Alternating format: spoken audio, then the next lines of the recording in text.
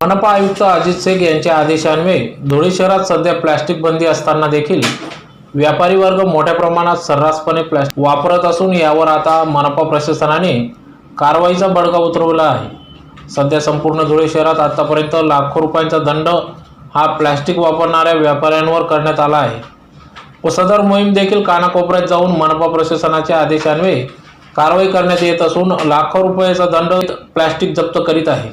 आज देखील धुळे शहरालगत असलेल्या सुरत बायपास जवळ मालेगाव रोडवरील वासवा टायरच्या मागच्या बाजूस असलेल्या गायत्री प्लास्टिक वापरणाऱ्या एका व्यापाऱ्यास 25,000 रुपयाचा दंड देत कारवाईत अंदाजे 2 टन प्लास्टिक पिशव्या जप्त करण्यात आल्या आहेत। सदरची कारवाई ही मनपा आयुक्त अजित शेख, उपायुक्त, सहाय्यक आयुक्त, आरोग्य अधिकारी डॉक्टर महेश मोरे, सहाय्यक आरोग्य अधिकारी लक्ष्मण पाटील यांच्या अंतर्गत करण्यात आली।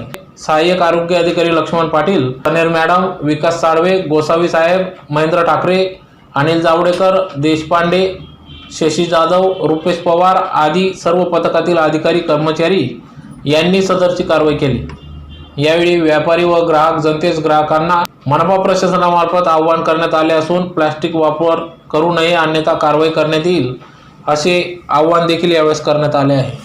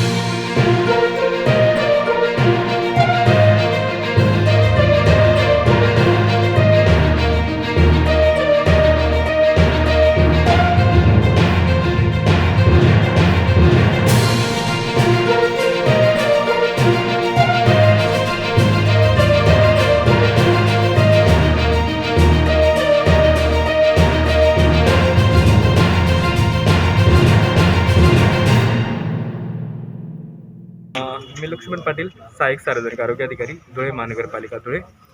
माननीय आयुक्त साहेब, उपायुक्त साहेब, अतिरिक्त आयुक्त साहेब आणि आरोग्य अधिकारी यांच्या आदेशान्वये धुळे शहरामध्ये आम्ही प्लॅस्टिक बंदी बाबतीत लोकांना आवाहन केलं होतं, नागरिकांना आवाहन केलं होतं, व्यापाऱ्यांना आवाहन केलं होतं। पण तरीही आज आम्हाला मोठ्या प्रमाणामध्ये प्लॅस्टिकचा साठा आढळून आलेला आहे। MIDC मधील वासवा टायरच्या बॅक साईडला गायत्री प्लॅस्टिक यांचा 2 टन माल, अंदाजे 2 टन माल हा आम्ही पकडलेला आहे आणि त्यांना 25,000 रुपये हा दंड आम्ही आकारलेला आहे। याच्यामध्ये आमचे राजेश वसावे, संदीप मोरे, विकास Salve, Mahendra Thackeray, snare madam, Deshpande sir, Anil Javadekar, Shashi Jadhav, Rupesh Pawar अशा या आमच्या पथकाने ही आजची ही कारवाई केलेली आहे।